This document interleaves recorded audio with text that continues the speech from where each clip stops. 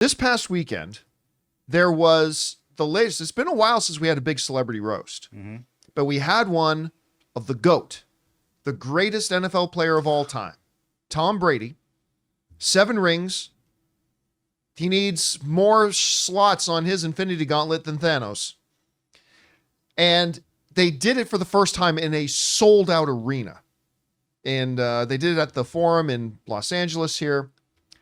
And it was hilarious. It was so funny, especially like the first half hour with Kevin Hart, Jeff Ross, and Nikki Glazer.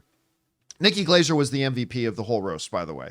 And then the middle part was a little bit slow, but then the last half hour got really, really funny too. It was gut-splittingly funny. But they also pushed the envelope in their humor to the point that even Ray was like, when they were going after Brady and his family problems, like even Ray was like, I don't know if I can watch this. Oh no, I don't know if I can watch this. It's just awkward. It was very, very awkward, but incredibly funny. And again, Nikki Glazer, who, if you didn't know her name before this roast, she's gonna be a big star after this roast, because she was the MVP of it. But it does raise the question, and I've heard a lot of people ask the question, is, do these roasts go a little bit too far? I mean, because they were, and listen, Tom Brady asked for it. And I don't mean like proverbially. No, he literally asked for it. He told them all, bring it. And they savaged him. And they savaged each other. I mean, if you're telling professional comedians to bring it. Oh, yeah. Dude, you don't know what you're stepping into. So even all the roasters were roasting each other too. And it was totally savage and completely hilarious. And I loved it. Now, a bunch of people are like scratching their heads and go, this seems kind of mean. And one such person is now former NFL player and host of the most popular sports podcast in the world, Jason Kelce, brother of Travis Kelce, multi-time Pro Bowler, Super Bowl winner, Jason Kelce. He and his brother were talking on their #1 podcast, New Heights, about it, and they loved it. But Jason Kelce saying, I don't get it, though. This comes just from the folks of the New York Post. Says, this is Jason Kelce speaking, saying, it was pure entertainment, and I'm really happy they did it, but I just don't get the roasts, said Jason, who retired this offseason. I don't know why people do it. Maybe I take myself too seriously. It was star-studded. The best part about it was how many just iconic NFL and celebrities, immense stature that were there. And then it goes on to say, not to mention the entire Patriots dynasty showing up for Tom. That being said, I really don't effing get it. I don't get why people would do roasts. I don't get why they are a thing. Yeah, my family is ruined. It's so funny. Everyone's laughing. It's great. We're having fun. Yeah, right. Now, before you think he was being sour on it, him and his brother go on to talk about how they thought it was absolutely hilarious. He's just saying, why would you do this? And I understand the sentiment. Like, as I remember going into the roast wondering, I don't know if any of them will make fun of Tom Brady's failed marriage. Oh, I was wrong. They went for the jugular on his fail over and over again about every controversy, about every bad decision he's ever made. I mean, they went right at him, and it was very, very, very funny. But it does raise a good question about, like, when is it too much? Even I remember I heard Andrew Dice Clay once say, even in comedy, there's definitely a line you shouldn't cross. It's just that every comedian wrestles with where's that line, right? So even the most hardcore of comedians will say, yeah, there's probably lines you shouldn't cross, but where are those lines? What are those lines? And when do you engage them? I will say this, though.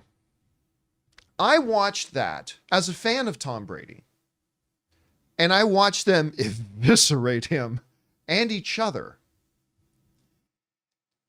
And I read this one article, I think it was in Newsweek, wrote this article, said, like, Tom Brady was completely destroyed at his roast, and it's the best thing that could have happened to him. Because I think they're right. Like, I came away from that roast, as brutal and as going for the jugular as it was, thinking that felt very healing. it felt very healing. Like, and I remember once, Rob, I was, when I still lived in Burbank, one night I came home, Ann and I came home, and there's some pretty bad fires going on in Burbank. And we lived at the base of this mountain. Yeah. And we looked up and the flames were coming over the mountain. And so I pulled up my phone and video. I'm like, came home to this. And I was laughing, right? And there were some people like commented on that saying, John, how can you possibly laugh at that? This is serious and blah, blah, blah. And I said, listen, guys, we all deal with stress in different ways. Some people break down and cry. Some people just go silent. My natural thing is to laugh. I mean, that's just what I do. And I watched that roast and I thought, then you heard Giselle, yeah. What did Gazelle's a different thing. What did Ron Burgundy refer to her as? Judgerage or something like that. But like saying, it was really hurtful hearing jokes being made about the failure of our marriage.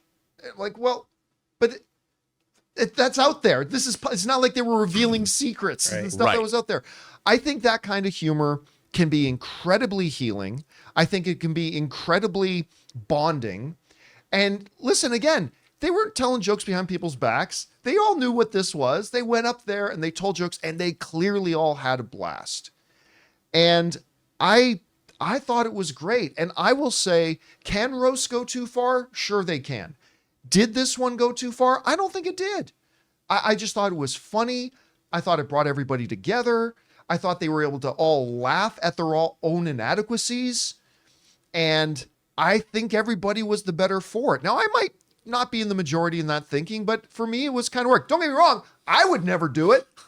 I would never do it. I wouldn't even be a roaster because everybody else who's roasting will roast you too. Yeah. I would not do it personally. So I'm with Jason Kelsey on this. I wouldn't do it not at all, but I'm all for them. Guys, we want to thank a sponsor of today's video, BetterHelp. Listen, we all carry around different stressors, big and small. When we keep them bottled up, it can start to affect us negatively. Therapy is a safe space to get things off your chest and to figure out how to work through whatever is weighing on you. I've said for a long time, it's time for us to start prioritizing mental health as much as we prioritize physical health. We encourage each other when we go to the gym to take care of ourselves physically. Well, it's time we start encouraging each other to take care of ourselves mentally as well. So if you're thinking about taking that step and prioritizing your mental health, give BetterHelp a try. It's entirely online, designed to be convenient, flexible, and suited to your schedule. All you have to do is fill out a brief questionnaire to get matched with a licensed therapist and switch therapists anytime for no additional charge. So get it off your chest with BetterHelp.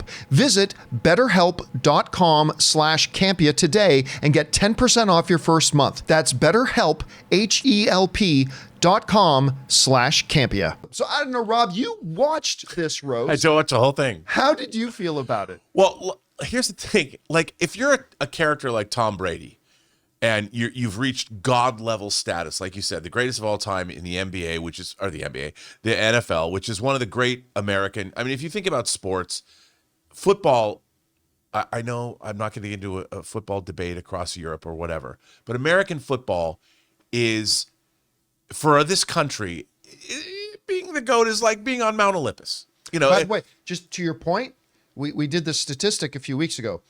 In 2023, of the 30 most watched television events of the year, 28 of them were NFL games. Yeah. One of them was the Oscars, and one of them down around number 20 was like the NBA championships. And all other 28 were all NFL. But like you pointed out, no one's revealing any secrets. And the fact is, when you're a public figure like Tom Brady, all of this stuff is out there.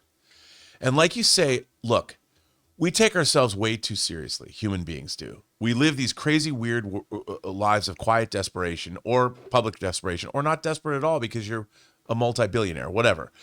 But to see people brought down to the level of all of us. Yeah. I mean, it shows that all human beings everywhere, and it's like great storytelling, we share certain things. Failed marriages, wives that have sex with their karate instructor, whatever it is. I mean, there's everything about us is worthy of mockery. And I think by doing that, it puts everybody on a level, call it a playing field, and there's something about it that when everybody comes together and they know they're doing this, a guy like Tom Brady agreeing to be the subject of this Yeah. says a lot about him, I think, as a human being. And look, I look at his Hertz ads and I'm like, he likes doing those Hertz ads. Let's go. go. Like, he wouldn't have to do that. You know, he's sitting on the woman that's interviewing him and stuff. And I mean, he doesn't have to do that and stick a plug in his chest. But I think that Tom Brady wants to have fun. Like, all the time, whenever he does sketches on Jimmy Kimmel, like with the football, throwing it through Matt Damon's window, and he knows what's up. What was the one joke they said? I think it was Jeff Ross. I think it was Jeff Ross who made the joke about, you know, you came from a kid who almost wasn't drafted to being the third most famous celebrity in a Dunkin' Donuts commercial. Like, that was hilarious. that was awesome. And the fact that he did that Dunkin' Donuts commercial. I mean, yeah. because it's like he's already, you know, it's like an astronaut who lands on the moon. If you do that when you're like 30 or 40, what do you do with the rest of your life? You know, what are you going to do that's going to you landed on the moon? Yep. Well, he already won 7 Super Bowl rings. It's like, what more do you do? You have fun. You know, You have a good time. There is one person I do feel bad for, and that is his ex-wife, I guess, because I knew nothing about her. So everything I've known, I didn't even follow what happened in their relationship. So everything I know about her is from the jokes that were said, and it gives me a bad like now I'm like, oh, she did that, and I'm like, if this is yeah, but that was all public knowledge. yeah, Like, yeah, even if but you hadn't for heard it. a general audience who watched it, oh, what's this? And you don't know anything about, like, let's say you don't know sports. You know, even people could have looked at Tom Brady at that ending. Like, I saw a debate on Reddit saying, was that the real Tom Brady talking at the end? And I was like, no, that's not. That's what the I was like, roasted no, that's person not. always does that at the end of the roast. Right, That's right, what you're right. always supposed to So do. if there is anybody, because Tom Brady agreed to this, but did Giselle No, but here's the because she thing. got trashed on as much as he did. No, she didn't. If you go back and watch a thing, none of the jokes were about her. All the jokes were targeting Tom Brady, making okay. fun of him, But- because that happened. But everything, like with the Giselle stuff, that was all public knowledge. That's all in the newspapers. That's Right. all everywhere. And they were all making fun of him. See, honestly, I think the only joke that got told that was that I felt was a little out of bounds because they weren't on stage and they weren't there, and was the joke that Tom Brady made about Brett Favre. Because, you know, when Peyton and I came into the league, it was so long ago that it was back that Brett Favre was still faxing his dick pics to people. It's like, okay, everybody else is there and knows that they're there. But Giselle, none of the jokes were targeted at her. Right. They used her situation To but take to Tom make Brady fun of down. Tom, Yeah. right? Yeah. So I don't know. I kind of felt all right by it. But now the question will become, who's next?